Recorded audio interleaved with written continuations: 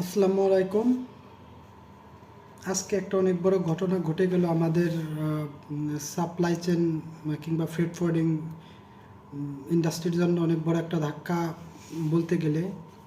So আজকে ঢাকা এয়ারপোর্টে আমাদের যে কার্গো ব্লেসটা আছে, হ্যাঁ, কার্গো যে সেক্টরটা আছে ইম্পোর্টের মূলত, সেখানে প্রায় 2টা 30 মিনিটের দিকে আগুন লাগে। যদিও বা আগুনের উৎপত্তি কিসে থেকে হয়েছে কিংবা কোথা থেকে শুরু হয়েছে সেটা এখনও তথ্য এখন পর্যন্ত পাওয়া যায়নি। তো সন্ধ্যা পর্যন্ত যে খবরটা সেটা হচ্ছে মূলত 36টা unit fire service, air force security, বিমান বাহিনী, সেনাবাহিনী সহ মূলত 36টা ইউনিট চেষ্টা করতেছে আগুন নিয়ন্ত্রণে আনার। তো শেষ পর্যন্ত এখন পর্যন্ত তারা আগুনটা নিয়ন্ত্রণে আনতে পারেনি। তো কার্গো ব্লেজের যে মূলত যে ইম্পোর্টের সাইডের যে 8 নম্বরটা গেট আছে, মূলত সেইখানে আগুনটা লাগে।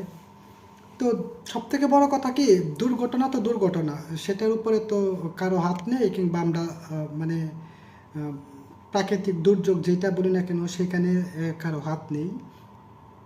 কিন্তু যদি এটার যে মানে পরবর্তী যে তাৎপর্যটা কি হইব সেটা যদি বলি, তাহলে একটু ছোট করে বলতে হয়। মূলত সাপ্লাই চেন বলি কিংবা লজিস্টিক বলি কিংবা ফ্রেট ফরওয়ার্ডিংটা বলি, একটা আজকে থেকে 5 বছর আগে কিন্তু এখনকার যে অবস্থাটা, এই অবস্থাটা কিন্তু আমাদের দেশে আসলে এরকমটা ছিল না। যেটা গত 5 বছরে যতটুকু ইমপ্রুভ হয়েছে কিংবা যতটুকু প্র্যাকটিস এই দেশে চালু হয়েছে, আমি যদি বাংলাদেশের বিভিন্ন যে বড় বড় মানে গ্রুপ অফ কোম্পানিগুলো আছে, মাল্টিন্যাশনাল কোম্পানিগুলো আছে, যারা ম্যানুফ্যাকচারিং, যারা ইম্পোর্ট কিংবা এক্সপোর্ট করে বাইরের দেশগুলোর সাথে কিংবা বায়ারগুলোর সাথে, তো তাদের দেখা গেছে কি, তো তারাও কিন্তু আসলে এই বিষয়গুলোর সাথে এতটা সম্পৃক্ত কিংবা এই সেক্টরগুলো কিংবা তাদের ছিল না, যেটা গত 5 বছরে তারা তৈরি করছে মানে কম্পিটিশনে টিকে থাকার জন্য কিংবা বায়ারদের চাহিদার বিপরীতে সাপ্লাই চেইন যা আলাদা একটা ডিপার্টমেন্ট করছে কিংবা লজিস্টিক একটা যে ডিপার্টমেন্ট করছে। সো আজকে থেকে 10-15 বছর আগের কথা যদি বলি কিংবা 10 বছর আগে বলি, কি বললে তখন ছিল কি, তখন বিষয়টা হয়েছিল এইরকম।